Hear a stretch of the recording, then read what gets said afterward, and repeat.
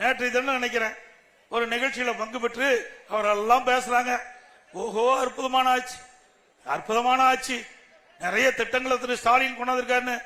கூட்டணி கட்சி தலைவர்களே உஷாராக இருங்க, உங்களுக்கு சீட்டெல்லாம் குறைச்சு விடுவாங்க, அப்புறம் வேற எங்க போக முடியும்? நீங்க எல்லாம் ஜாலரா அடிக்கிறாங்க. 4 ஆண்டு காலம் அந்த நாட்டிலே நடக்கின்ற அக்குறுமங்கள் அதையெல்லாம் தட்டி கேட்க கூட்டணி கட்சிக்கு வக்கு இல்ல.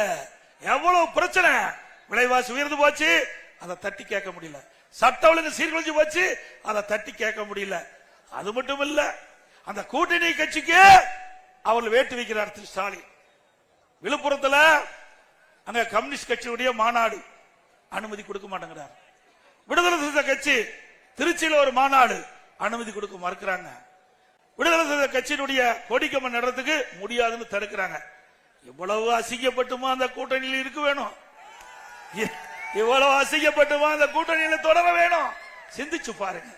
அனைத்து இந்திய அண்ணா திராவிட முன்னேற்ற கழகத்தை பொறுத்த வரைக்கும் எங்க கூட்டணியில் சேர்கின்றவர்களுக்கு ரத்தன கம்பளம் விரிச்சு வர இருக்கின்ற கட்சி அண்ணா திமுக கட்சி.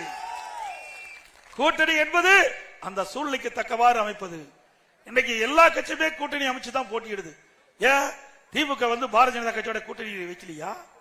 திமுக எந்தெந்த கட்சியோட கூட்டணி வச்சதோ அத்தனை கட்சியோடையும் அண்ணா திமுக கூட்டணி வச்சிருக்குது. அப்படி எங்களை பேசுவதற்கு உங்களுக்கு எந்த தகுதியும் உரிமையும் இல்லை என்பதை நேரத்தில் சுட்டி காட்டுகின்றேன்.